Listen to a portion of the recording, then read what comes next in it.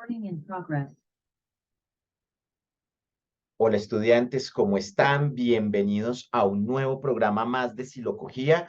Hoy hablando un poco de formulación humanista existencial experiencial. Ya hemos hablado en otros videos sobre la formulación psicoanalítica psicodinámica y hoy quisiera que habláramos sobre la formulación humanista existencial experiencial.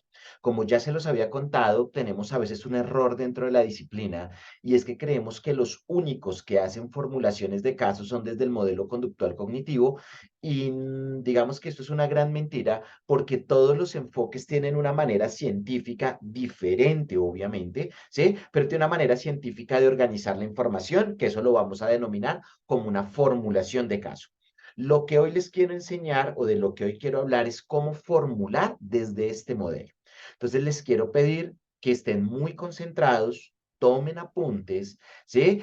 Paren donde deban parar el video, retrocedanlo si no entienden algo y vayan tomando muy buenos apuntes porque hoy vamos a hablar sobre cómo se hacen formulaciones de caso desde este modelo. Bueno, para ello voy a compartirles una presentación y vamos a empezar a trabajar desde ahí. Perfecto. Muy bien. Entonces, arranquemos inicialmente. Como ya les decía, vamos a ver formulación de caso del modelo humanista existencial experiencial. Esta formulación tiene un nombre particular porque es que desde este modelo se pueden hacer muchos tipos de formulaciones. Existen muchos protocolos para formular. El modelo que yo les voy a enseñar el día de hoy es un protocolo construido desde la propuesta teórica de Carl Rogers, Viktor Frankl y Phil Perls. Carl Rogers desde terapia centrada en el cliente, Viktor Frankl desde la logoterapia y Phil Perls desde la gestal. Es importante que siempre que vayan a utilizar este formato, coloquen este título. Por un tema de derechos de autor, si ustedes se dan cuenta, siempre que ustedes hagan una formulación de caso, deben escribir desde qué modelo, desde qué autor se está utilizando ese protocolo. Este protocolo surge desde las propuestas teóricas de Rogers, Frank y Perks, con una adaptación de Andrés Gamba Peña de 2017, que es una adaptación que yo hice en el año 2017 por temas académicos y por poder organizar un poco mejor estos tipos de formulaciones, ¿correcto? Entonces, siempre que vayan a utilizar esta formulación, deben colocar todo ese título en negro que ustedes ven en la parte de abajo, ¿correcto? Entonces, luego de haber explicado o haber dado la entrada a esto, quiero que hablemos rápidamente del lenguaje disciplinar. Yo ya lo había hablado en el video anterior, pero quiero recordarlo. Contarles que existe una jerga disciplinar, hay una jerga disciplinar propia de cada enfoque, no es que sea obligatoria o que sea exclusiva de ese enfoque y otros no lo pueden utilizar, pero sí está más relacionada con ciertos enfoques y es, primero, ¿quién asiste a la terapia? ¿Cómo se llama esa persona que asiste a la terapia? Desde el modelo psicoanalítico, generalmente esa persona la llamamos cliente, paciente.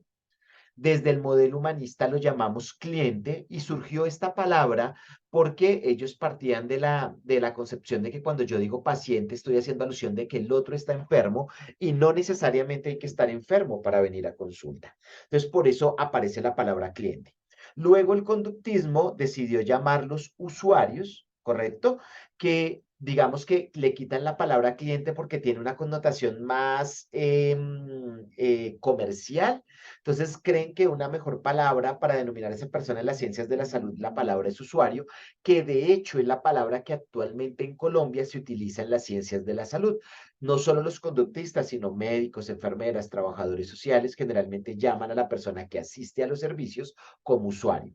Bien, y finalmente los sistémicos que utilizaron la palabra consultante. ¿Correcto? Como persona que consulta, no necesariamente está enfermo, es un paciente, no es exclusivamente un escenario contractual y comercial como cliente, sino que puede ser una persona que consulta a un especialista. Bien, y luego tenemos el motivo de consulta. ¿Cómo se le dice al motivo de consulta o a esos problemas que tiene la persona que asiste? Desde el psicoanálisis los vamos a llamar conflictos. Acuérdense ustedes en el video que yo les expliqué, donde hablábamos de conflicto focal, conflicto actual, prioridad baja, media, alta. Entonces se habla de conflictos más que de problemas. En el humanismo vamos a hablar de dilemas. En el conductismo vamos a hablar de problema blanco y en el sistémico vamos a hablar de síntoma. Bien, Esto no quiere decir que si yo soy psicoanalista no puedo utilizar la palabra usuario o síntoma. O si yo soy conductista me está vetado decir paciente o decir dilema. No. Pero lo que se espera es que las palabras que más se utilicen, dependiendo del enfoque, sean estas que yo les estoy ubicando abajo de cada uno de los colores o abajo de cada uno de los modelos. ¿Correcto? Para que ustedes también empiecen a ser un poco más conscientes de la jerga que están utilizando. ¿Correcto? Para este video nos vamos a centrar en este segundo círculo, que es el humanismo, y entonces lo que yo esperaría es que en su ejercicio predomine mucho la palabra cliente o la palabra dilema, ¿correcto? Habiendo dicho esto, ahora sí, vamos empezando con nuestra formulación de caso. Esto que ustedes están viendo son dos páginas que las van a encontrar en su Drive, ¿sí? En la carpeta que dice modelo humanista existencial experiencial, ustedes entran ahí y van a encontrar un archivo en formato Word editable que se llama formulación de caso del modelo humanista existencial experiencial. Si usted se da cuenta, ya tiene el título, ¿sí? Legal que debe tener. Bien, y luego de eso se va a encontrar 5 fases que son las que yo les voy a explicar y las que ustedes deben hacer. Está la fase 1, fase 2, fase 3, la fase 4 y la fase 5. Esto es de lo que vamos a hablar en este video. Cómo organizar la información de su cliente en 5 fases. Lo importante es que estas 5 fases no deben pasar de 2 páginas como máximo. ¿Sí? No pueden pasar de 2 páginas. Yo necesito que ustedes se vuelvan intencionales con su ejercicio de escritura y aprendan a escribir de manera inteligente, pero poco. ¿Sí? Generalmente los psicólogos hablamos o escribimos mucho y la idea es que ahora ustedes empiecen a ser más intencionales con su ejercicio de escritura, ¿correcto? Entonces vamos a colocar estas 5 fases en 2 páginas. Recuerden, este archivo ya lo encuentran ustedes y es lo que deben hacer como trabajo, ¿correcto? Entonces, vamos a ver las 5 fases que aquí están organizadas. La fase 1, análisis del proceso de terapia. Fase 2, metas de terapia. Fase 3, análisis del cliente. Fase 4, diagnósticos y fase 5, intervención. Si usted lo piensa bien, el modelo psicoanalítico también tenía 5 fases. Yo quiero que mientras van haciendo estos ejercicios de formulación, vayan viendo en qué se parecen los enfoques y en qué no se parecen. No es solo ver diferencias, también ver similitudes. Ejemplo, yo les voy a contar que la formulación psicoanalítica ya tiene la misma fase 2, se llama metas de terapia. Lo que pasa es que aquí lo vamos a hacer un poco diferente, pero se llama igual. La fase 4 es igual, la fase 4 es diagnósticos y la fase 5 es intervención. Realmente hay 3 fases que tienen el mismo título, ¿correcto? Que se hacen un poquito diferente, bien, pero vamos mirando que los enfoques, aunque puede que sean diferentes en algunas cosas, la manera como organizan la información o la intención es parecida. Poner unas metas de terapia, hacer unos diagnósticos, diseñar un plan de intervención, ¿correcto? Y vamos a ver que hay 2 fases que tienen títulos diferentes, que es la fase 1 y la fase 3. Bien, habiendo dicho esto, arranquemos con la fase 1, que es análisis del proceso de terapia. ¿Cómo se hace esta fase 1? Lo vamos a revisar.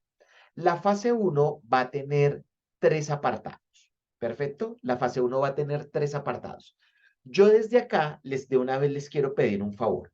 Si ustedes ven cada apartado, y así están todas las fases, tiene un título, y luego tiene una definición de ese título. Lo que yo les voy a pedir, quiero volver acá, mire, está el título, ¿correcto? Y luego hay una definición. Lo que yo les voy a pedir es que borren estas definiciones. Yo se las dejo es para que usted se acuerde qué debe hacer y solo me deja el título. Borra las definiciones y solo deja el título. ¿Para qué? Para que pueda aprovechar el espacio. Borra las definiciones, como o sea, lo van a borrar, y solo dejan el título para que puedan aprovechar el espacio de esas 2 páginas que tenemos. Recuerden. Bien, entonces volvamos a la fase 1 que va a tener 3 apartados. Dilemas existenciales, dilemas actuales y situaciones traumáticas asociadas al síntoma. Dilema existencial, dilema actual y situación traumática asociada al síntoma. Si usted lo piensa bien, en la formulación psicoanalítica, aquí decían otras palabras, pero hablaban exactamente de lo mismo, y es que aquí decía conflicto focal, aquí decía conflicto actual, bien, y aquí hablaba de labor de conflictos. Entonces vamos a ver que a veces hay cosas que son iguales en cada modelo, solo que cambia la jerga, y otras sí son un poquito diferentes. Empecemos a ver qué va en cada una de ellas. Arranquemos con el dilema existencial. Bien, ¿qué debe ir en este apartado? Entonces, un momento, voy a poner acá mi puntero para poderlo mover. Muy bien. Arranquemos con los dilemas existenciales. ¿Qué son los dilemas existenciales? Son eventos cumbre de sufrimiento que han ocurrido en la historia de vida de su consultante o de su cliente, ¿sí? Son esos eventos de cumbre de sufrimiento, son esas grandes situaciones que le han cambiado la personalidad a su cliente, ¿sí? Pero que han tenido como piso psicológico el sufrimiento. Entonces yo quiero que ustedes identifiquen cuáles son esos grandes eventos que han ocurrido en la historia de su cliente. Un dato que les va a servir. El dilema existencial es el mismo conflicto focal que hablábamos en el modelo psicoanalítico psicodinámico. Es decir, usted simplemente lo que va a hacer es que el conflicto focal que ya colocó en esa formulación de caso, lo va a traer y lo va a escribir acá exactamente igual, ¿sí? Entonces no tiene que cambiarlo. De hecho, si usted se acuerda del video anterior que yo hice de psicoanálisis, mi ejemplo era el mismo, relación conflictiva con figura paterna, ¿sí? Entonces, es el mismo para que usted vea, ¿sí? Que a veces hay cosas que simplemente cambia el nombre, pero sigue siendo la misma intención. ¿Listo? ¿De dónde vamos a encontrar este dilema existencial? Se construye a partir de un análisis realizado a la historia clínica, cuando analizábamos motivo de consulta, conclusiones, meta de terapia, impresión diagnóstica, hablando con el cliente sobre cuáles son esos grandes dilemas, esos grandes eventos cumbre que ha tenido en su vida. En la vida real, nosotros vamos a colocar todos los eventos cumbre de sufrimiento que haya tenido el cliente. Si tuvo 20, colocamos 20. Si tuvo 10, colocamos 10. Todos los eventos cumbre de sufrimiento. Pero para este ejercicio académico solo vamos a hacer uno, solo vamos a colocar uno. ¿Por qué? Porque a cada dilema le tenemos que diseñar meta de terapia, técnicas de intervención. Y si colocamos muchos, seguramente en 2 páginas no lo van a lograr. Entonces, como este es un ejercicio académico, usted va a escoger un solo dilema. Pero en la vida real, si tiene que colocar muchos dilemas, los coloca y no importa porque en la vida real usted no tiene que hacer una formulación en 2 páginas. Puede hacerla en la cantidad de páginas que usted considere necesarios. Solo que aquí, para el ejercicio académico, necesito estarlos limitando, ¿bien?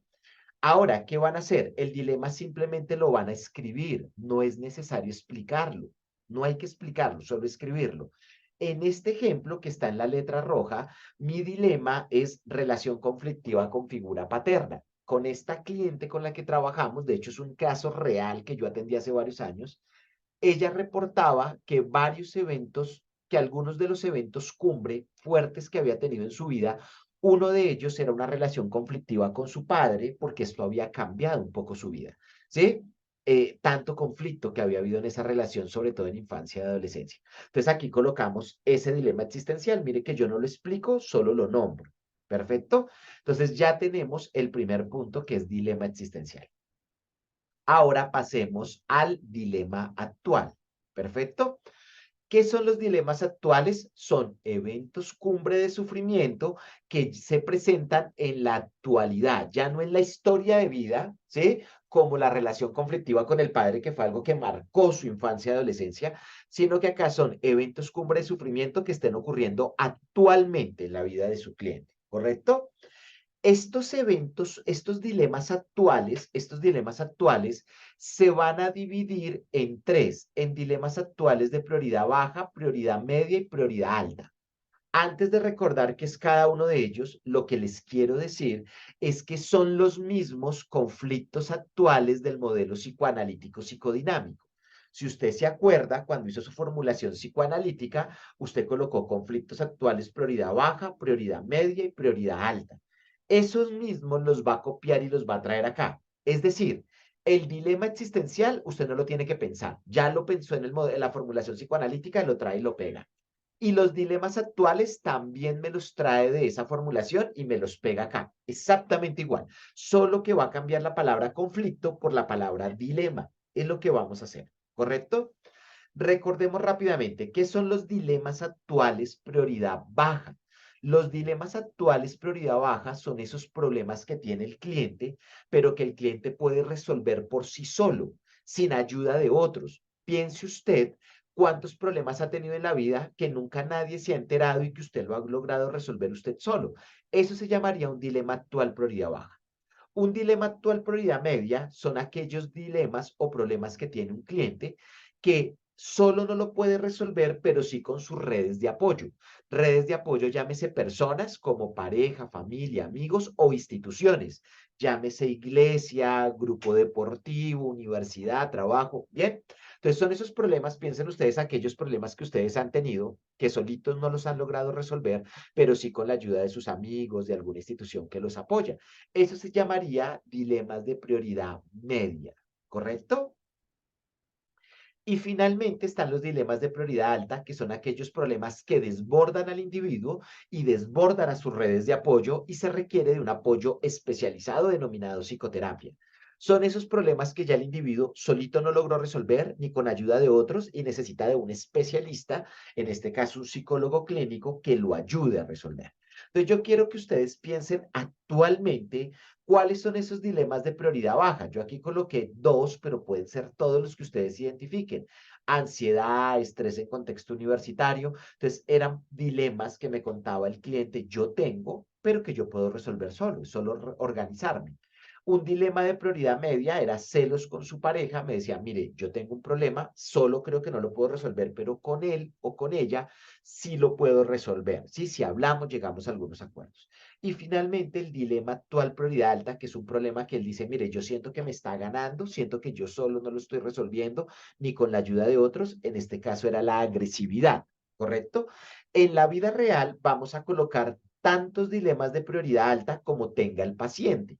Si tiene 10, si tiene 20, los colocamos. Pero para este ejercicio académico vamos a escoger un solo dilema de prioridad alta. Uno solo, porque es que a este dilema le tenemos que hacer meta de terapia, técnicas, entonces en 2 páginas no va a alcanzar. Simplemente lo señalamos, no lo explicamos, no hay que explicarlo. Como en este caso, dilema actual prioridad alta, agresividad. Así debería quedar el ejercicio, ¿correcto? Muy bien, entonces, ¿qué llevamos hasta el momento? Un dilema existencial, un gran problema en su historia de vida, y un dilema actual prioridad alta, un gran problema que se está presentando en el momento. ¿Listo? Y finalmente vamos a pasar a situaciones traumáticas asociadas al síntoma, que es la tercera parte de esta primera fase. Y es que, ¿qué vamos a hacer acá? Vamos a coger, inicialmente nos dice aquí el instructivo, se va a escribir nuevamente los dilemas existenciales y dilemas actuales prioridad alta. Entonces usted vuelve a escribirlos. Mire que aquí yo los escribí. Dilema existencial, relación conflictiva con figura paterna y conflicto actual prioridad alta. Perdón, aquí es más dilema. Mire, tengo un error. Aquí es más dilema actual prioridad alta, agresividad. Entonces mire que fue copiar el dilema existencial y el dilema actual prioridad alta. ¿Correcto? Entonces, extraerlos, ¿bien? Y al frente de cada dilema se van a analizar dos aspectos. Aquí ya nos empezamos a diferenciar del modelo psicoanalítico.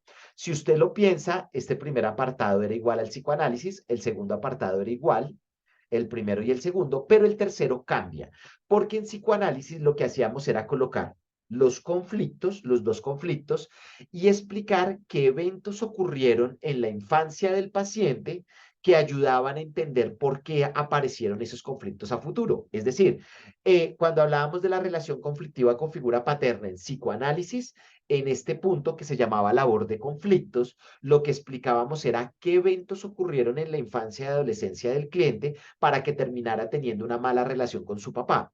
O en el conflicto actual prioridad alta, que era agresividad, explicábamos qué cosas ocurrieron en la infancia y adolescencia del paciente para que terminara siendo agresivo actualmente. Entonces, en psicoanálisis era ir a mirar cuáles eran esos eventos que desencadenaban estas conductas. Ahora, en humanismo, vamos a hacer algo diferente y es que frente a cada dilema vamos a decir dos cosas.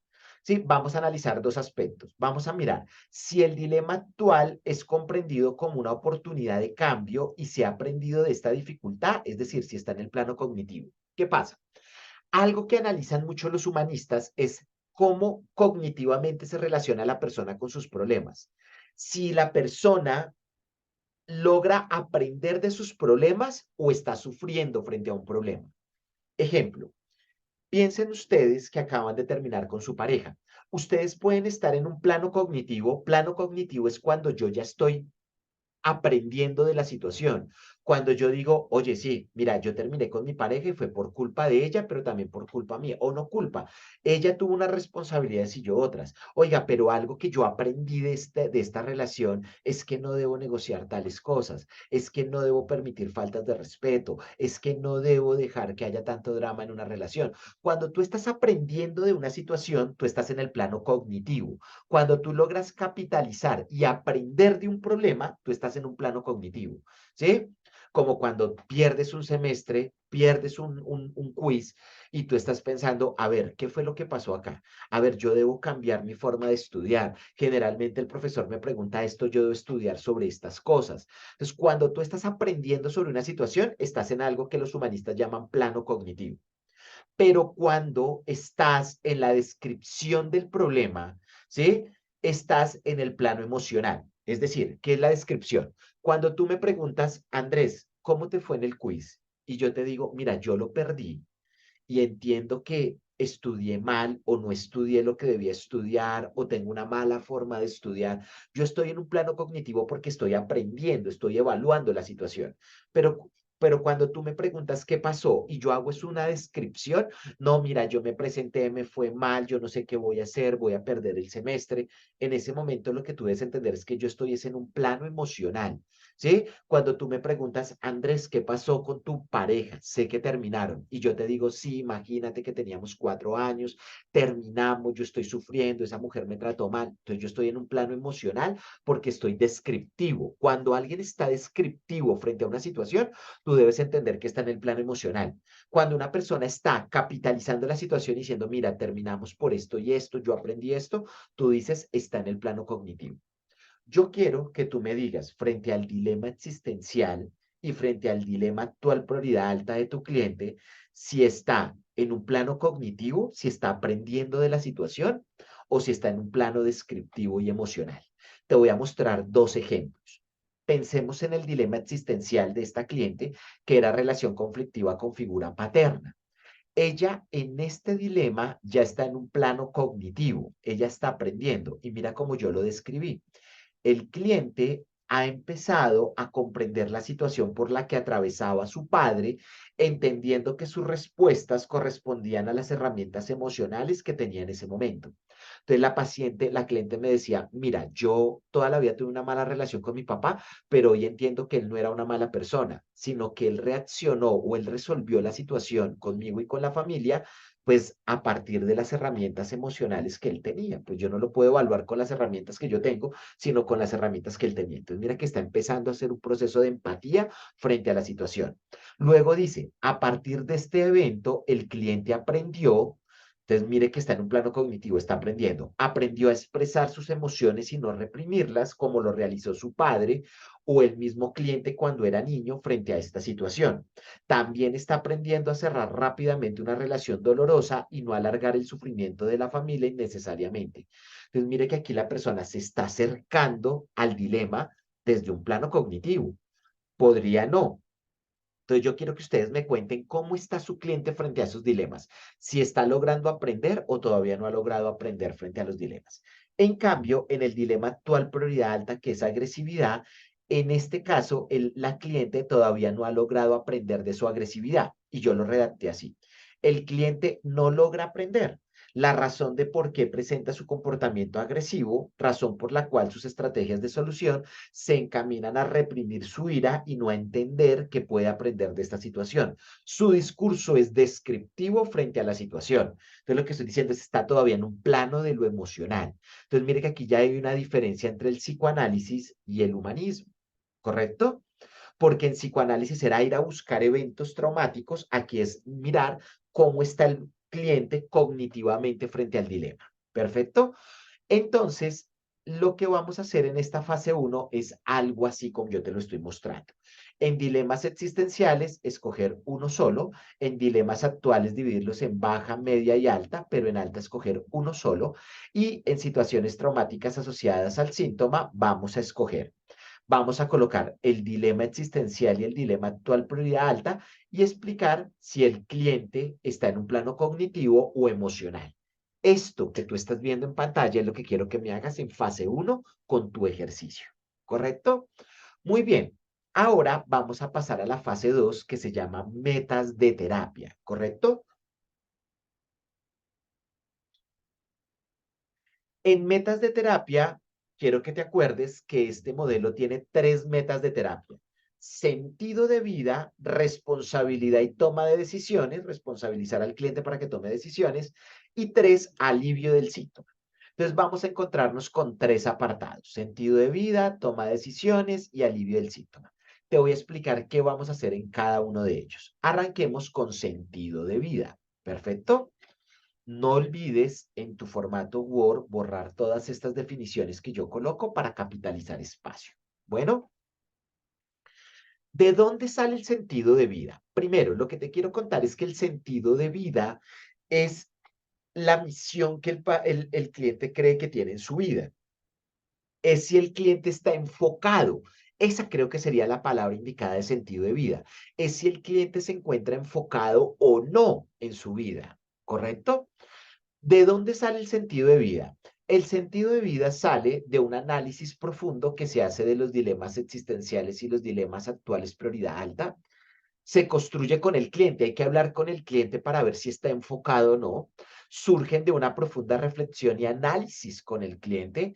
Y ahora, los sentidos de vida o los focos, primero, no son roles, ¿sí? Porque a veces nosotros decimos, mire, mi foco es un rol como mi foco es ser papá. No, un foco nunca puede estar atado a otra persona, porque qué tal si yo digo mi foco es ser papá, pues el día que yo no sea papá, pues voy a entrar a una crisis complicadísima, ¿sí? Mi foco es ser hijo de, mi foco es ser pareja de, no, los focos no son roles, pero los focos tampoco son profesiones, como decir, mi sentido de vida es ser psicólogo. No, porque puede que el día de mañana yo deje de ser psicólogo, donde yo trabajo haciendo psicología, me retiren, entonces entraría en una gran crisis. Generalmente los sentidos de vida están más asociados a palabras relacionadas con valores, con posturas éticas frente a la vida. Muchos de ustedes que me conocen saben que yo tengo un par de sentidos de vida, o sea, mi foco en la vida es tranquilidad, empatía, reparación, ¿correcto? Entonces, mire que no son roles, no son profesiones, son más aspectos más relacionados con valores. Bien, ¿qué vamos a hacer aquí en sentido de vida? Que pueden pasar una de tres cosas. Yo te voy a poner tres escenarios que matemáticamente son los únicos posibles, ¿sí? Y tú me vas a escoger uno de ellos y lo vas a escribir tal cual. Bien, entonces puede pasar el primer ejemplo y es que el cliente no tenga ningún enfoque, que nunca se haya pensado en enfocarse. Entonces, en ese caso, tú vas a escribir tal cual el ejemplo uno y es construir un sentido de vida, mira, construir un sentido de vida debido a que no se tiene uno actualmente. Se puede ser un escenario que tu cliente te diga, mira, yo nunca he pensado un enfoque, no se me había pasado por la cabeza, entonces ponemos esta primera meta y es ayudarle al paciente a construir un sentido de vida que no tiene. Hay otros clientes que llegan y te dicen, mira, yo sí tengo varias palabras que me están dando vueltas. Está tranquilidad, está lealtad, está libertad, está crecimiento personal, está, sí, hay varias palabras que tengo por allí, pero no sé cuál podría ser. Entonces, en ese caso, cuando el cliente ya tiene varios, pero no ha podido seleccionar uno, vamos a escoger el ejemplo 2 y es identificar cuál de los sentidos de vida que tiene actualmente el cliente puede convertirse en su misión de vida y me aclaras al frente cuáles son esos sentidos de vida. Entonces me colocas, identificar cuál de los sentidos de vida que tiene actualmente el cliente puede convertirse en su misión de vida. Los sentidos de vida que tiene actualmente es tranquilidad, lealtad, fidelidad, verdad. ¿Listo? O puede pasar que el cliente ya te llega enfocado a consulta y te dice, mira Andrés, mi sentido de vida se llama libertad. Esto es lo que yo no quiero negociar con nadie, esto es lo que yo tengo, se llama lealtad, se llama tranquilidad. Cuando el cliente ya llega enfocado, vamos a colocar la tercera meta de terapia y es desarrollar estrategias para vivir el sentido de vida que tiene el cliente. Y me aclaras cuál es. Es decir, ya no hay que enfocarlo, sino que hay que ayudarlo a desarrollar estrategias para que ponga en práctica ese sentido de vida, ¿correcto? Entonces, tú lo que vas a hacer es escogerme uno de estos tres ejemplos dependiendo cómo esté tu cliente. Si no tiene, si tiene varios y no sabe cuál escoger, o si ya lo tiene y lo que necesita es ponerlo en práctica. Eso es lo que vamos a hacer aquí en Sentido de Vida. Vamos a escoger una sola meta de terapia. Yo te voy a mostrar cómo quedó. Mira que en este caso, mi cliente, yo le escogí uno de los tres y es que mi cliente no estaba enfocado y le pusimos aquí construir un sentido de vida debido a que no se tiene uno actualmente. ¿Perfecto? Entonces mira que yo lo que hice fue colocarlo, simplemente. ¿Listo? Uno de los tres. Ahora vamos a pasar al segundo criterio que es responsabilidad y toma de decisiones. ¿Qué vamos a hacer acá? Recuerda que para los humanistas es muy importante no solo quedarse en la reflexión, sino hacer cosas. Para los humanistas es muy importante el hacer, ¿sí? El poner en práctica lo que yo pienso. Entonces, lo que vamos a hacer es que vamos a pensar dos decisiones, vamos a pensar dos tomas de decisiones. Una frente al dilema existencial, o sea, una decisión que debería tomar el cliente para resolver su dilema existencial y otra que debería tomar el cliente para resolver su dilema actual prioridad alta. Entonces vamos a colocar dos tomas de decisiones. ¿De dónde salen estas tomas de decisiones? Del análisis de los dilemas, se analiza en qué contextos nos están tomando decisiones, hay que analizar si el cliente es autónomo y toma decisiones o siempre depende de otros, si el cliente tiene libre albedrío y tiene la capacidad y la libertad de hablar y de decidir sobre su vida, si tiene esas habilidades de decisión. Entonces vamos a evaluar esas cosas y vamos a colocar dos metas de toma de decisiones, una para dilema existencial y otra para dilema actual prioridad alta. Yo te voy a colocar los ejemplos que yo hice en este caso. No sé si te acuerdas, el dilema existencial de mi cliente era relación conflictiva con el padre. Esto no salió de mí, esto sale de una conversación con el cliente donde pensamos, donde decidimos, donde hablamos sobre cuáles serían esas decisiones que debería tomar para resolver la relación con su papá. Y en este caso particular, la cliente decía, mira, yo quisiera tomar una decisión. Sí, perdón, la cliente me decía, mira, yo quisiera tomar una decisión y es poder conversar, dice, tomar la decisión de conversar con su padre sobre la relación que tuvieron durante años y expresarle sus emociones abiertamente con el propósito de restaurar el vínculo. Entonces la paciente me decía, mira, yo quiero tomar la decisión de sentarme con mi papá y hablar porque nunca lo he hecho. O hemos hablado, pero no de la relación conflictiva que tuvimos. Yo quisiera expresarle todo lo que me pasa, expresárselo empáticamente, pero contárselo con el fin de restaurar la relación que yo tengo con él ahora. Bien, pero esta fue la decisión, no es que todas las relaciones conflictivas uno tenga que sentarse con la persona a hablar. Yo he tenido pacientes que me han dicho, mira, André, la decisión que yo quiero tomar es aprender a soltar a esa persona. La decisión que yo quiero es reconciliarme sin que esa persona sepa o esté. Yo quiero reconciliarme con la relación, no con la persona. Entonces, mira que son decisiones diferentes. En este caso, la persona decía, mira, yo siento que tengo que sentarme con mi papá y hablar con él. Entonces, esa fue la primera meta.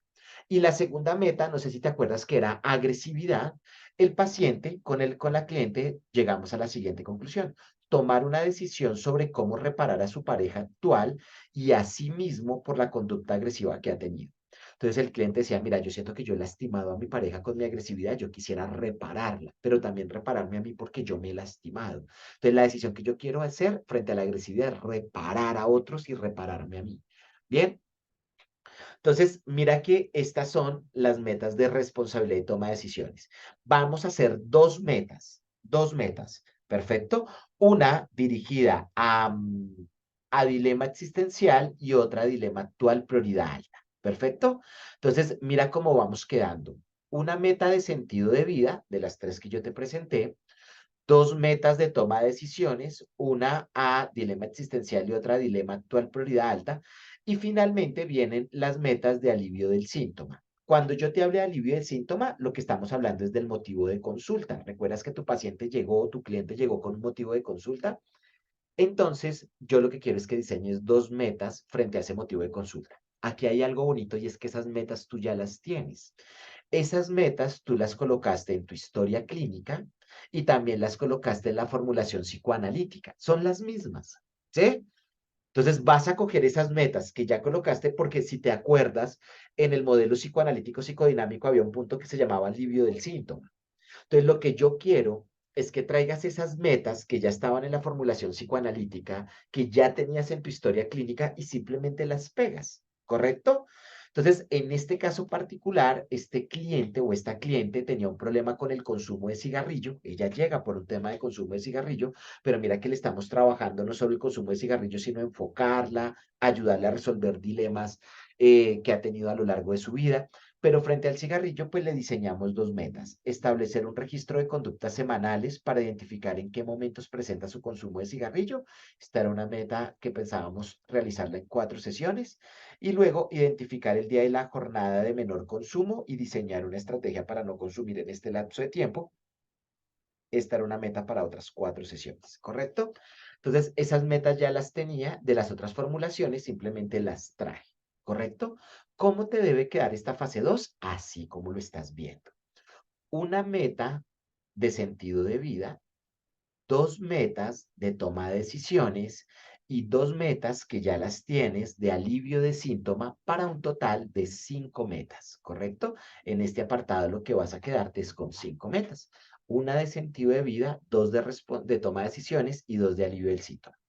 Recuerda que todas las metas deben iniciar con un verbo en infinitivo y son verbos que terminan en ar, er o ir. Si tú te fijas, todos inician con este tipo de verbos. Construir termina en ir, tomar termina en ar, tomar termina en ar, establecer termina en er, identificar termina en ar. Entonces, todas las metas van a iniciar con un verbo en infinitivo. Ar, er o ir. ¿Perfecto? Entonces, ya llevamos fase 1 y fase 2. ¿Perfecto? Ahora quiero invitarte a que pasemos a fase 3, análisis del cliente. ¿Correcto? Entonces, vamos a ver cómo se hace un análisis del cliente. En análisis del cliente nos vamos a encontrar con 4 apartados. El primer apartado se va a llamar sentido de vida, el segundo voluntad de sentido y el tercero libertad de voluntad. Si tú piensas en estos tres, estás pensando en Víctor Frank y en su concepto de espiritualidad. Recuerda que el concepto de espiritualidad de Víctor Frank es sentido de vida, voluntad de sentido y libertad de voluntad. Y el cuarto aspecto se llama desarrollo personal, donde vamos a hablar sobre Fear Pass. ¿Listo? Entonces vamos a ver qué hay que hacer en cada uno de estos 4 apartados. Empecemos con el primero que se llama sentido de vida. Sentido de vida, en sentido de vida, vamos a encontrar en este primero, en sentido de vida, recuerda que para Víctor Frank, sentido de vida es estar enfocado. Ya lo habíamos hablado en metas de terapia. Sentido de vida es estar enfocado. Enfocado, ¿sí? Recuerda que mi foco se llama tranquilidad, tu foco puede ser otro, entonces sentido de vida es estar enfocado. ¿Cómo vamos a encontrar este sentido de vida? Puede que el cliente ya lo traiga, igual lo vamos a hacer, y es que en este primer apartado vamos a hacerle 4 preguntas. Estas 4 preguntas, yo realmente te digo, en la vida real, de hecho, toman muchas sesiones, es un trabajo largo estas 4 preguntas, no se hace tan fácil, no se hace en una sola sentada, yo aquí te lo voy a contar muy rápido, pero esperaría que tú te tomaras el tiempo cuando lo estés haciendo. La primera pregunta es, ¿cuáles son esos valores o ideales que usted no negocia? ¿Cuáles son esos valores que usted no quisiera negociar nunca en su vida? Es esos bordes que usted no quiere que nadie pase por ahí. Segundo, ¿qué le apasiona hacer? Tercero, ¿qué le puede haber enseñado sus experiencias cumbre? Y a partir de esas 3 preguntas, llevar todo a una sola palabra y cuál podría ser su sentido de vida. ¿Qué palabra podría englobar todo eso que usted escribió en las 3 preguntas anteriores? Yo te quiero mostrar el ejemplo que hice con mi cliente. Entonces, la primera pregunta es lo que no quiero negociar, ¿correcto? Ella me decía, mira, Andrés, lo que yo no quiero negociar es mi independencia, ¿sí? No me gustan los escenarios donde la gente quiere opinar sobre mí, donde yo no puedo ser la persona que soy, a mí me gusta ser independiente. Andrés, a mí me gusta, lo que no quiero negociar es mi curiosidad. Me molesta que la gente se burle cuando yo quiero aprender algo nuevo, cuando quiero hacer algo que a mí me parece diferente. Puede que a los otros les parezca extraño, pero no quiero negociar eso, no quiero someterme a la burla de otros. Si hay alguien que se burle cuando yo soy curiosa, prefiero que se baje de mi bus, ¿sí? Si hay alguien que no me permite ser independiente, llámese mi pareja, mi mamá, mi hermano, mi amigo, yo prefiero que se baje. Andrés, no quiero negociar mi autonomía, no quiero negociar mi tranquilidad, no quiero negociar el respeto y la empatía. Decía, odio que me traten mal, odio que me digan groserías, odio que me falten al respeto. Andrés, no quiero negociar la sinceridad y muchas más cosas. Lo que te digo, esto no se hace en una sola sentada. Esto de qué es lo que usted no quiere negociar, de hecho, a veces también se trabaja en consulta y se deja como prescripciones de terapia, que la persona lo piense, que traiga listados, hablarlos en consulta. Sí, tú también como psicólogo le dices, a partir de lo que yo voy viendo tuyo y de la historia clínica, veo que hay unas cosas que tú ya no quieres negociar, que son estas. Entonces, es una pregunta larga que requiere de tiempo. Segundo, ¿qué le apasiona? ¿Sí? Lo que me apasiona. Segunda pregunta. Esta persona decía, mira, Andrés, lo que a mí más me gusta en la vida, lo que yo valoro, lo que me recarga es cosas como viajar, estudiar, conocer personas y lugares. Me gustaría vivir en otras partes y aunque nunca he vivido en otras partes, a mí eso me encantaría. Creo que eso me apasiona. Y muchas más cosas que salían, ¿sí? Como te digo, son entrevistas largas que se hacen acá. Tercera pregunta, ¿qué te pudo haber enseñado tus experiencias cumbre? ¿Sí? ¿Qué me pudo haber enseñado? Entonces, esto se hace con muchas experiencias. Yo lo hice solo con el dilema existencial y el dilema actual prioridad alta, pero se hace con varias experiencias cumbre dolorosas que haya tenido el paciente. Por ejemplo, el paciente aquí me decía, mira, frente a la relación agresiva que tuve con mi padre, eso me enseñó a decir lo que siento y a no callarme. Frente a mi dilema de agresividad, lo que me está enseñando mi agresividad es que debo aprender a reparar a otros que yo lastimo y a repararme. Entonces, es que te enseña. ¿Qué pasó? Después de todo este ejercicio, pensábamos con la cliente qué palabra podría resumir todo esto que habíamos hablado.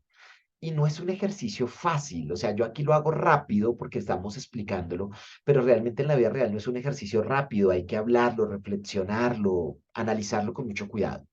Después de un análisis muy profundo, esta cliente me dijo, Andrés, yo creo que y yo también le ayudaba y en la conversación con ella llegamos a la conclusión que tal vez su sentido de vida se llamaba libertad. Fue la palabra que surgió y que si tú lo piensas bien, resume mucho de lo que ella venía diciendo en diferentes partes de las preguntas anteriores, ¿sí? Y era libertad. Yo te quiero decir, vamos a escoger un solo sentido de vida, porque si escogemos varios, no vamos a alcanzar a hacerlo en 2 páginas. Cuando a mí me hicieron este ejercicio hace un par de años, cuando yo voy a terapia como cliente y me hacen este ejercicio, salieron 3 palabras: tranquilidad, empatía y reparación.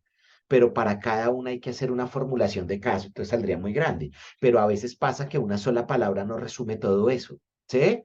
Entonces, en mi caso, todas las palabras que yo dije, todo el análisis de esas 3 preguntas, que me demoré casi 3 meses resolviéndote esas 3 preguntas, al final de esas 3 preguntas, pues salieron 3 palabras que era libertad, empatía y reparación. Entonces, acá yo quiero que más para un ejercicio académico resumas todo en una sola palabra para que te vayas entrenando. Entonces, lo que yo quiero que quede en este primer apartado es responder esas 4 preguntas y que al final quede un posible sentido de vida, ¿correcto? Entonces, así va a ir quedando. Las 4 preguntas, las 3 preguntas y sentido de vida.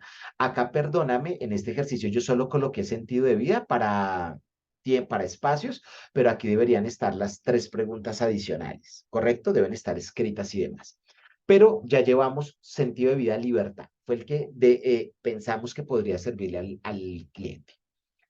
Después de eso, sentido de vida es enfocar. Entonces aquí ya enfocamos al cliente y su foco era libertad. Ahora vamos a pasar a voluntad de sentido. Voluntad de sentido es planear. No es solo estar enfocado, porque yo puedo decir libertad, pero si no lo estoy, no sé cómo ponerlo en mi vida, me sirve para nada. Entonces, sentido de vida es enfocar al cliente. Después de enfocarlo, viene voluntad de sentido, que es planear con el paciente, cómo colocar ese sentido de vida en las áreas de ajuste. Entonces, ¿qué vamos a hacer? Primero, vamos a tomar el sentido de vida que se seleccionó en el apartado anterior, que en este ejemplo era libertad, y luego vamos a tomar mínimo 4 áreas de ajuste.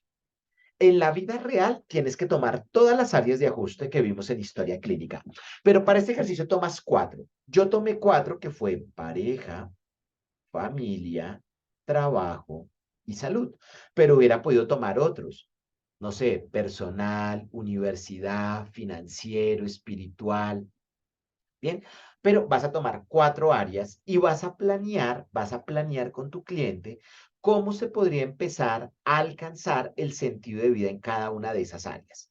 Esto lo vamos a hacer en compañía del cliente y vamos a tratar de ser lo más rigurosos, analíticos y detallistas con esta planeación.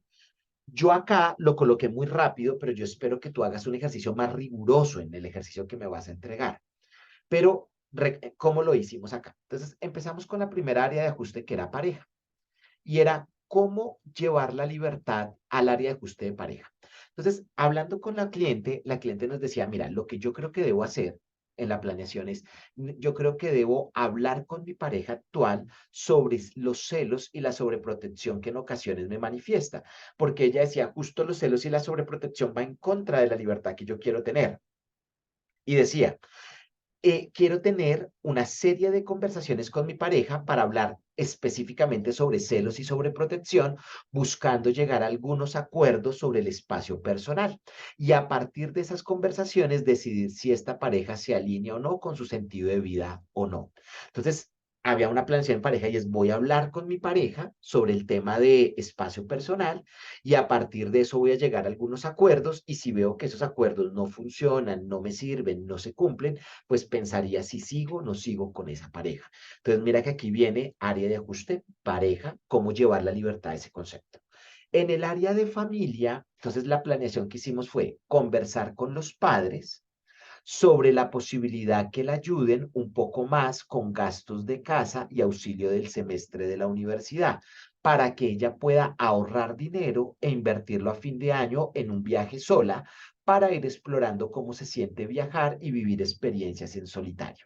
Entonces ya decía, mira, yo quisiera hacer un viaje sola, me decía ella, creo que a mí me serviría poder mirar si realmente este es mi sentido de vida. Yo quisiera estar solo un tiempo, así fuera 15, 20 días, pero pues ella me decía, yo trabajo y Andrés, con los gastos que yo tengo, yo no puedo ahorrar. Entonces yo quisiera conversar con mis papás qué posibilidad de que me puedan ayudar un poco, de que yo no tenga que pagar tanto en la casa, si me pueden ayudar un poquito más con el semestre de la universidad, cosa que yo pueda ahorrar y a final de año pueda hacer ese viaje que quiero hacer de 15 días sola donde pues me rete a vivir y ver cómo me siento en solitario. Bien, entonces mira que era cómo llevo el concepto de libertad al área de familia.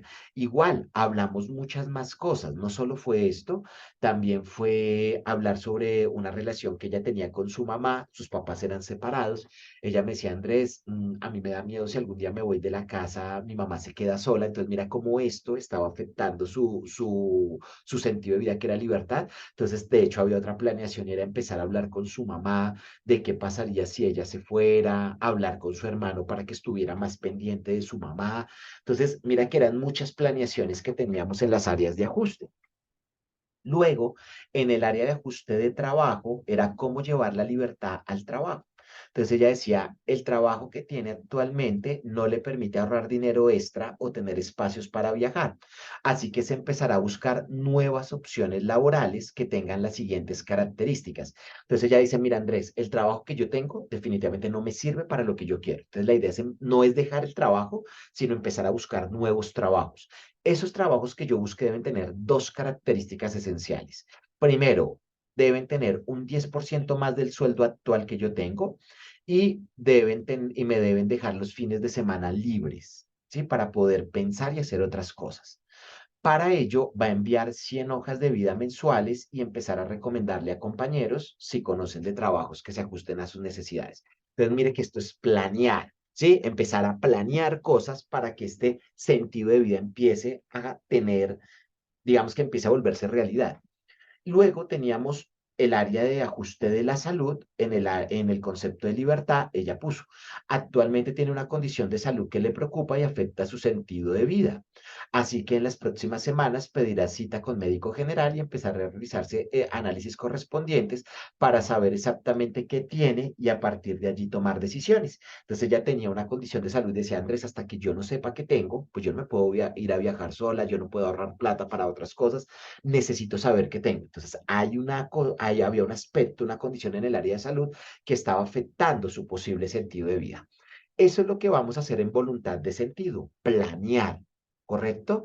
Entonces, ¿qué fue lo que hicimos en sentido de vida? Enfocar al cliente. En voluntad de sentido, lo que vamos a hacer es ayudarle a planear en 4 áreas de ajuste. Bien, muy detallados. Luego vamos a pasar a libertad de voluntad. Libertad de voluntad, si sentido de vida es enfocar, voluntad de sentido es planear, libertad de voluntad es empezar a ejecutar. Esas son las áreas de espiritualidad de Víctor Frank. Enfóquese, planee y ejecute. ¿Qué es libertad de voluntad es analizar si el paciente está ejecutando o no. ¿Qué es lo que vamos a hacer? Vamos a tomar las 4 áreas de ajuste que ya habíamos analizado en el punto anterior, que era pareja, familia, trabajo y salud, en este caso particular. Bien, y frente a cada área de ajuste vamos a decir dos cosas. Uno, si ya inició con el paso a paso o todavía no ha empezado, o si ya empezó y está procrastinando algunos. O sea, me va a decir frente a cada área de ajuste si ya empezó a ejecutarlo, si no ha hecho nada o si está haciendo algunas cosas pero procrastinando. Y también me va a decir, y esto es muy importante, cuáles pueden ser las amenazas o consecuencias que traería el ejecutar la planeación. Algo que hacen muy bien los humanistas es ayudarte a planear, pero no es a planear de manera tonta y es piense esto y salga y hágalo, sino mostrarte todas las consecuencias que podrían hacer para que tú te organices, para que tú puedas predecir qué va a venir, para que puedas anticipar cosas. Entonces te voy a mostrar los ejemplos. En el área de ajuste de pareja, yo no sé si te acuerdas que yo te había dicho que la cliente lo que quería hacer era hablar con su pareja sobre el tema de celos. Entonces yo colocaba aquí, ha empezado a conversar con su pareja sobre su libertad, pero no han llegado a acuerdos efectivos, quedándose en peleas innecesarias. Entonces aquí lo que estoy diciendo es, ya empezó a ejecutar pasos, pero no han sido efectivos porque no han logrado llegar a acuerdos. Y yo colocaba acá o colocábamos con ella los posibles riesgos de hablar con su pareja y decirle, oye, yo quiero más espacios para mí. Entonces, riesgos que pueden pasar, que su pareja le termine porque no se alinea con esta nueva condición, con esta nueva situación. Esto es importante. Imagínese que no hablemos de esto con el cliente sale, habla con su pareja le dice, yo prefiero terminar con usted y va a entrar en una crisis que no sabía que podía pasar. Entonces, lo que vamos a hacer es mostrarle todos los riesgos que podrían pasar, que su pareja le termine. Segundo riesgo que podría pasar, que al solicitarle la libertad a su pareja, esa también le pida concesiones para él. O sea, que su pareja le diga, listo, yo te doy libertad, pero usted también deme libertad. Listo, salga, pero yo también salgo. Entonces, esto es importante que el cliente lo sepa para que el cliente esté preparado, para que el cliente sepa qué puede responder, qué posibles escenarios se puede encontrar. En el área de familia, recuerden ustedes que la planeación de la cliente era hablar para que le ayudaran a ahorrar dinero y poder tener un viaje sola.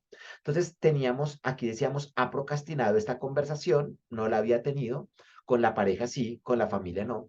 Riesgos de este paso. Uno, que su familia no vea con buenos ojos el hecho de que viaje sola y busquen desalentar su decisión. Dos, que consideren que viajar es más un capricho que un sentido de vida y se molesten por esta petición. Entonces, lo que puede pasar, siempre le vamos a mostrar al paciente todas las amenazas. Puede que la familia lo reciba bien y le ayude, pero puede que se molesten, que no lo vean con buenos ojos, que busquen desanimarle. Entonces, ¿cómo va a reaccionar? Lo que vamos a hacer es preparar a los clientes para cuando vayan a ejecutar su sentido de vida. En el área de trabajo, recuerden que era buscar nuevos trabajos que tuvieran un mejor salario. Entonces, aquí decíamos, ha procrastinado buscar nuevos trabajos, no lo ha hecho, riesgos de este paso. que con su perfil laboral actual no pueda buscar mejores trabajos, por lo que requiere actualizarse en algún curso específico. Entonces ella decía, Andrés, hay un riesgo y es que si yo me pongo a buscar trabajo así no me va a funcionar. Yo tengo que hacer un curso en Excel avanzado, en inglés, para poder optar a mejores trabajos. ¿Sí? Entonces empezábamos a ver que habían pasos dentro del paso. Segundo, que aunque no le guste su salario y tiempos de descanso actual en su trabajo, sí le gusta compartir con sus compañeros de trabajo. Entonces ya me decía Andrés, el salario y el tiempo no me gusta, pero me encanta el clima de mi empresa. Entonces, un posible riesgo es que si se fuera a otro lugar, tal vez no encontraría un clima laboral que fuera tan agradable y debía estar preparada para eso. Entonces, esto es lo que hacemos en libertad de voluntad, mostrarle al cliente cuáles son los riesgos de ejecutar los pasos. En el área de salud, hace 6 meses inició con exámenes médicos, pero no continuó con los exámenes especializados. Riesgos de este paso, que presente una enfermedad importante y esto la obligue a aplazar un viaje en solitario porque debería ahorrar dinero y el tiempo para la cirugía, lo cual debería hacerle pensar cómo vivir su libertad de múltiples formas y no necesariamente viajando, al menos por un tiempo. Entonces, eso es lo que yo quiero que hagan en libertad de voluntad, mostrarle al cliente todos los escenarios. Yo les cuento un caso particular. Hace unos años, cuando yo voy a una terapia de este estilo, me enfocan, mi sentido de vida aparece tranquilidad. Luego entro a voluntad de sentido y era planear. Entonces yo planeé varias cosas. Yo planeé una separación con la pareja que tenía, retirarme de unos trabajos en los que estaba, irme a viajar por un tiempo. Pero imagínense que yo solo me hubiera quedado en planeación y hubiera salido a hacer eso, pues se me hubiera, lo que hubiera hecho, imagínense que yo me separe, me retire del trabajo, me vaya a viajar, pues lo que me iba a traer eso era más crisis de lo que yo quería. O sea, yo buscando tranquilidad y lo que iba a generar era más crisis. Entonces me acuerdo que la terapeuta humanista existencial experiencial que yo tuve, ella me mostraba y me decía, mira Andrés, ¿qué pasa si tú te separas? ¿Qué puede ocurrir? ¿Qué puede ocurrir a nivel económico? ¿Qué puede ocurrir con tus hijos? ¿Qué puede ocurrir contigo? Luego, ¿qué va a pasar con tu trabajo si te retiras? Entonces, ella me mostró todo eso y eso lo que me ayudó fue a organizarme y no hacer todo al tiempo, sino en escalada. Entonces, yo primero dije, no, primero voy a hacer esto. Cuando logre esto en esta área, paso a hacer otra cosa en otra área. Yo total me demoré casi 6 meses, 9 meses ejecutando mi tranquilidad. Sí, o sea, no fue una cosa que yo salí a hacer, sino primero dije, voy a hacer esto, luego de esto voy a hacer otra cosa, luego voy a hacer otra cosa. Entonces, esto es lo que ayuda cuando te muestran los riesgos, que tú dices, no me voy a quemar, no me voy a desgastar haciendo todo el tiempo, sino voy a empezar a hacer esto progresivo y por dónde arranco. Bien, entonces, esto es lo que yo quiero que hagas. Bien, finalmente vamos a pasar a desarrollo personal. ¿Qué hemos hecho? Enfocar al cliente, ayudarlo a planear y mostrarle riesgos en la ejecución. Luego, el desarrollo personal es muy de Fear Pass. Entonces, desde la gestal. Entonces, ¿qué vamos a hacer? Vas a coger las 4 áreas de ajuste. Yo aquí lo estoy haciendo con 4 áreas. Recuerda que en la vida real se hace con todas las áreas de ajuste, es más robusto la formulación. Vas a coger las 4 áreas de ajuste que para este caso fue pareja, familia, trabajo y salud y me vas a decir si frente a cada área de ajuste responder 2 preguntas. Si el cliente ya es un adulto psicológico o mayor de edad según FIRPERS y que es un mayor de edad para FIRPERS, si toma decisiones y se responsabiliza. Recuerda que es un mayor de edad para FIRPERS. Si tu cliente toma decisiones y se responsabiliza de las decisiones, si repara. Bien, entonces lo que yo voy a hacer es escribir en cada área si el cliente es mayor de edad o no. Entonces mira cómo quedó rápidamente. En el área de pareja, el cliente todavía no es mayor de edad porque le cuesta tomar decisiones importantes sobre su relación de pareja. Asimismo, considera que su novio la ha lastimado y ella nunca exigió una reparación sobre esta situación. Entonces, no es mayor de edad porque no cumple con los requisitos. En el área de familia, el cliente es mayor de edad porque toma decisiones frente a la dinámica de su casa, incluso ha empezado a reparar a su madre por los problemas que tuvieron en la adolescencia a través de ayudarla económicamente con los gastos, darle más tiempo y apoyarla con sus metas personales. También ha empezado a autorrepararse por la ausencia de su padre, iniciando un proceso psicoterapéutico para empezar a sanar ese vínculo. Entonces, mira cómo en algunas áreas no es mayor y en otras áreas sí es mayor de edad. Área de ajuste de trabajo. El cliente todavía no es mayor de edad porque no es capaz de tomar decisiones que sabe que son necesarias por el temor a perder lo que tiene. Por el temor a perder lo que tiene, paraliza su accionar. tampoco hace procesos de reparación o exige reparación para ella. Y finalmente, el área de ajuste de salud, aunque todavía no es mayor de edad en esta área, está empezando a hacerlo porque cada vez es más consciente que debe tomar decisiones frente a su enfermedad y empezar a responsabilizarse frente a la condición que puede llegar a tener. ¿Perfecto? Entonces, aquí un momentico, lo quité, lo voy a volver a colocar. Dame un momento. Eh, un momento, vamos a moverlo aquí. Perfecto. Entonces, esto es lo que quiero que hagas el desarrollo personal, decirme si el cliente es mayor de edad o no. ¿Cómo debe quedarte esta fase 3? Algo así. Bien, sentido de vida, si ves que es el foco, 4 preguntas resueltas y al final el posible sentido de vida. Voluntad de sentido, análisis de 4 áreas donde le ayudas a planear a tu cliente. Libertad de voluntad, 4 áreas de ajuste donde miran las situaciones de riesgo. Y finalmente, desarrollo personal, donde miran las 4 áreas de ajuste y si tu cliente es mayor de edad o no, según FIRPERS. Así debería quedar tu fase 3, ¿correcto? Entonces ya llevamos fase 1, fase 2 y fase 3. ¿Perfecto? Ahora quisiera que pasáramos a la fase 4, diagnósticos. ¿Perfecto? En diagnósticos vamos a hacer 3 diagnósticos. Uno de Carl Rogers, terapia centrada en el cliente, uno de Víctor Frank, logoterapia, y uno de FIRPERS, gestal. ¿Correcto? ¿Qué vamos a hacer en Carl Rogers? En Carl Rogers, acuérdate de lo trabajado en sesiones, en clases. eh, en Carl Rogers, el diagnóstico de Carl Rogers debe tener 3 cosas. ¿Perfecto? El diagnóstico de Rogers debe tener 3 cosas. Primero, identificar en qué contextos no se presentan los dilemas existenciales, los dilemas actuales prioridad alta y el motivo de consulta y explicar por qué estos dilemas no se presentan. Eso es lo que nosotros llamamos terapia centrada en la solución. Recuerda que para Rogers es muy importante no solo saber cuándo se presenta el problema, sino cuándo no se presenta y por qué no se presenta. ¿Sí? ¿Cuál es la solución? ¿Qué ocurrió para que el problema no se presentara? Entonces, ¿tú qué vas a hacer? En este caso, en el ejemplo que estamos llevando, yo tendría que averiguar, ¿recuerdas? Dilema existencial, relación conflictiva con el padre. Yo tendría que preguntarle a mi cliente en qué momentos no tiene una relación conflictiva con el padre. Cuando no se ven, cuando se ven y la mamá está ahí por miedo a que la mamá se ponga triste, no pelean. O sea, me tienes que contar en qué contextos no aparece el dilema existencial y por qué. Lo mismo con el dilema actual prioridad alta, que en este caso era agresividad. ¿En qué contextos la cliente no es agresiva? ¿Qué ocurre para que no sea agresiva en algunos contextos? Y lo mismo con el motivo de consulta, que en este caso era consumo de cigarrillo. ¿En qué situaciones no consume cigarrillo y por qué? Entonces, lo que yo quiero que me hagas en este primer punto del diagnóstico rogeriano es cuando no, y por eso lo pongo en rojo, cuando no aparece ni el dilema existencial, ni el dilema actual prioridad alta, ni el motivo de consulta y por qué.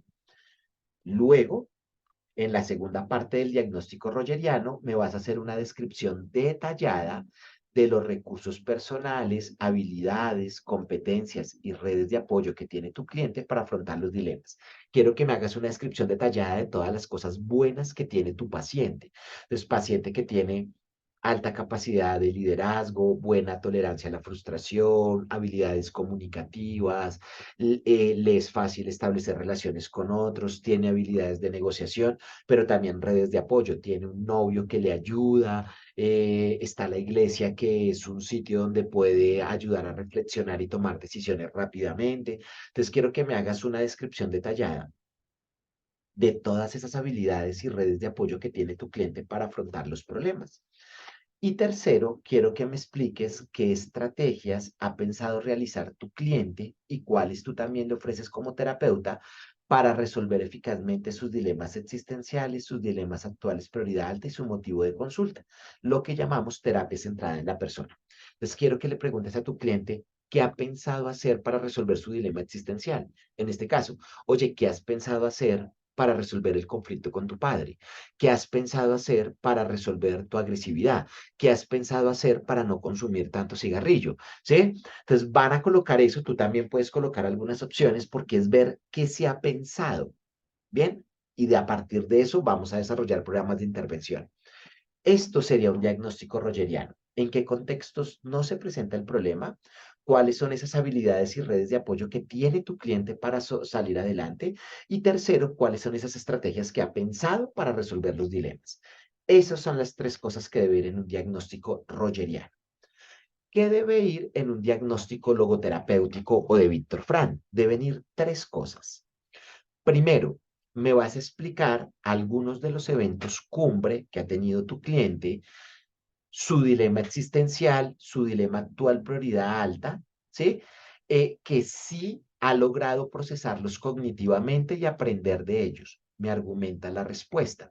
Yo quiero que me expliques en esta primera parte de la logoterapia cuáles son esos grandes dilemas que ha tenido tu cliente que él ya logró procesar cognitivamente y logró aprender. Entonces me vas a decir, mira, él tuvo una relación hace 6 años con una pareja y esa pareja ya está en un plano cognitivo porque aprendió que debe conservar, que es importante la lealtad, que es importante el respeto, que es importante no permitir que terceros entren a la relación. Entonces, mire que fue un evento que ya logró aprender cosas.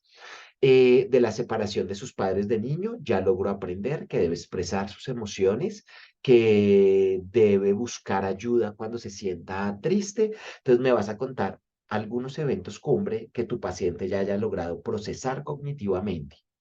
Luego vas a hacer lo contrario, me vas a contar algunos eventos cumbre o algunos dilemas que tu paciente no haya logrado procesar cognitivamente y que todavía esté en el plano descriptivo y me vas a argumentar. Entonces, ejemplo, actualmente el cliente tiene una situación de desempleo temporal, no ha logrado aprender sobre esto, habla mucho en el plano descriptivo, no busca nuevas soluciones, ¿sí? Tuvo una relación de pareja difícil hace unos años que no ha logrado procesar cognitivamente porque quedó en el plano del dolor, quedó en el plano descriptivo. Entonces me vas a decir qué cosas ha procesado cognitivamente, qué cosas no ha procesado cognitivamente. Y tercero, me vas a explicar de manera detallada el área espiritual de tu cliente, que es sentido de vida, voluntad de sentido y libertad de voluntad. Realmente ese tercer punto, lo que quiero es que me hagas un resumen rápido de estos tres puntos de fase 3. Sí, porque aquí de hecho hablamos, mira, sentido de vida, voluntad de sentido y libertad de voluntad. Entonces, lo que yo quiero que me digas aquí rápidamente en el diagnóstico de Víctor Fran es cuál es su sentido de vida, cómo lo está pensando planear y si ya empezó a ejecutar algunos de esos pasos o no. Esto es lo que quiero que me cuentes en el diagnóstico de logoterapia. Situaciones que ha logrado procesar cognitivamente, situaciones que quedaron en el plano de lo emocional y cómo está a nivel espiritual tu cliente. ¿Correcto? Y finalmente entraríamos a FearPers desde la Gestalt, ¿correcto? Con FearPers vamos a hacer tres cosas. Recuerda que FearPers nos habla del adulto psicológico y que adulto psicológico es una persona que toma decisiones, se responsabiliza de las decisiones, pide perdón, repara daño y está abierto a que el otro pueda perdonarlo o no perdonar, memoria o olvido. Yo quiero que me hagas esto primero, con el dilema existencial, en este caso, relación conflictiva con el padre. Quiero que tú me digas qué personas o qué contextos están inmersos en esta situación y luego si tu cliente está empezando a ser adulto, adulto psicológico en esta situación. Es decir, si está tomando decisiones, si se está responsabilizando, si está pidiendo perdón, si está reparando, ¿sí? Quiero que me cuentes cómo está tu cliente frente al dilema existencial. Luego vas a hacer lo mismo frente al dilema actual prioridad alta. Entonces, en este caso era agresividad. Entonces me vas a decir qué personas están inmersas en esta situación y si tu cliente ya es un adulto psicológico, es decir, si está tomando decisiones para resolverlo, si se está responsabilizando de las decisiones, si está pidiendo perdón, si está reparando daño. Y lo mismo con el motivo de consulta, que en este caso era consumo de cigarrillo. Entonces me vas a decir si tu cliente ya es adulto psicológico o no, si está tomando decisiones, responsabilizándose, pidiendo perdón, reparando daño, estando abierto a la memoria y olvido del otro. Eso es lo que vas a hacer, ¿correcto? Entonces, me vas a mostrar esos tres diagnósticos, uno rogeriano, uno logoterapéutico y uno gestáltico. ¿Perfecto? Y con eso entraríamos a la última fase, que es la fase 5, intervención. La fase 5 de intervención va a tener dos grandes apartados, el apartado A y el apartado B. El apartado A es una tabla de 3 columnas donde vamos a encontrar estrategias de intervención, dilemas existenciales y metas esperadas. Y el apartado B es una hipótesis. Vamos con el apartado A. Entonces quiero que vean muy bien estas tres columnas, te las voy a mostrar acá. Perfecto. ¿Qué vamos a hacer con estas tres columnas? Vamos a empezar a resolver primero la columna 2 y la columna 3. La uno es la última. Entonces vamos a arrancar con la columna 2. ¿Por qué? La columna 2 son dilemas existenciales y es que esa columna ya la tienes porque son los dilemas de la fase uno. Y la columna 3 que son metas esperadas, ya la tienes porque fueron las metas de fase 2. Entonces yo te los voy a mostrar acá. Mira, este es mi ejercicio. Entonces, mira, arranqué con la columna 2 que eran dilemas existenciales que estaban en la fase uno. Entonces yo aquí lo que hice fue traer mi dilema existencial. ¿Recuerdas? Relación conflictiva con figura paterna y dilema actual prioridad alta, que era agresividad. Es simplemente traerlos y copiarlos. Y las metas esperadas estaban en fase 2. No sé si te acuerdas que era una meta de sentido de vida, dos metas de toma de decisiones y dos metas de alivio del síntoma. Es traerlas tal cual y escribirlas. Entonces ya tenemos columna 2 y columna 3. Ahora vamos a hacer la primera columna y es que se llama estrategias y técnicas de intervención. Yo quiero que tú vayas al Drive y vas a encontrar un archivo que se llama técnicas de intervención del modelo humanista y quiero que busques, ahí es un archivo de más o menos 5 páginas, donde vas a encontrar muchas técnicas del modelo y yo quiero que pienses dos técnicas para cada dilema. Entonces, frente a este dilema, dos técnicas que tú crees que podrían funcionar de ese listado. ¿Para qué? Para que vayas desarrollando habilidades en técnicas de intervención. Igual estas técnicas las vas a ver en otros semestres, pero para que vayas entrenándote en cómo diseñar algunas técnicas de intervención. Entonces, yo fui a mi listado y encontré dos técnicas para cada uno. Entonces, mira, frente a mi dilema existencial, encontré una técnica que se llama logoterapia y otra que se llama juego de papeles o juego de roles. En ese archivo del Drive yo te explico brevemente cómo es cada una de las técnicas, tú miras cuál te sirve. Y para el tema de la agresividad, escogí dos técnicas que era agresividad y focusing. ¿Listo? Entonces, aquí lo que hice fue diseñar técnicas, dilemas y metas. Perfecto. Aquí ya tengo mi plan de intervención. ¿Qué es lo que quiero intervenir? ¿Cómo lo voy a intervenir? ¿Y qué es lo que quiero lograr? Perfecto. Y vamos a unir esto con flechas. Esa sería la parte A de la intervención. Y la parte B es la hipótesis. Esta hipótesis la vas a hacer en dos párrafos. ¿Qué vas a hacer? En el primer párrafo me vas a resumir fase uno, fase 2, fase 3 y fase 4. Yo sé que es un trabajo difícil, pero de esto tratan las formulaciones, de cada vez ir conectando, ir escribiendo en espacios más pequeños la misma información. ¿Qué quiero que hagas? Quiero que cojas fase uno, análisis del proceso de terapia, fase 2, metas de terapia, fase 3, análisis del cliente, fase 4, diagnósticos, lo más importante de esas 4 fases y me lo pongas en un párrafo. Después de eso, quiero que hagas un segundo párrafo y en este segundo párrafo lo que vas a hacer es explicarme este gráfico que acabaste de hacer. Entonces, vas a decirme con qué dilema arrancarías tú inicialmente. Entonces, no sé, en este caso yo diría, vamos a arrancar con el dilema actual prioridad alta que se llama agresividad. Así escribes. Se iniciaría con el dilema actual prioridad alta que es agresividad. Me vas a decir qué técnicas utilizarías. Entonces se inicia con el dilema de agresividad. Se van a utilizar dos técnicas, que es terapia gestáltica y focusing. ¿Listo? Luego me vas a decir a qué meta apunta ese dilema. Entonces me dices, vamos a iniciar con agresividad, se va a utilizar la técnica de gestal y de focusing y esto va a resolver dos metas. Una que es sentido de vida, que es construir sentido de vida debido a que no se tiene uno, y la otra, tomar una decisión respecto a la relación de pareja actual y repararla a ella y a sí mismo, ¿correcto?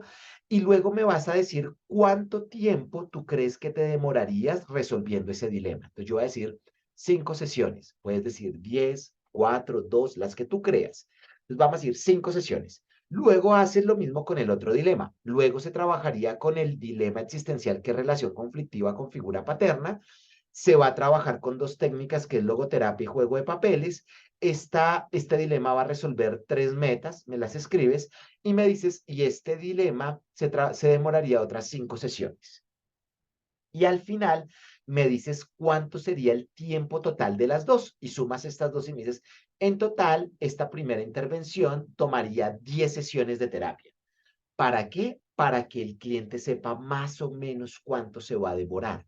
Recuerda que la formulación de caso es como un plan de trabajo, en mostrarle al cliente qué hay, cómo se organizó la información y para dónde vamos.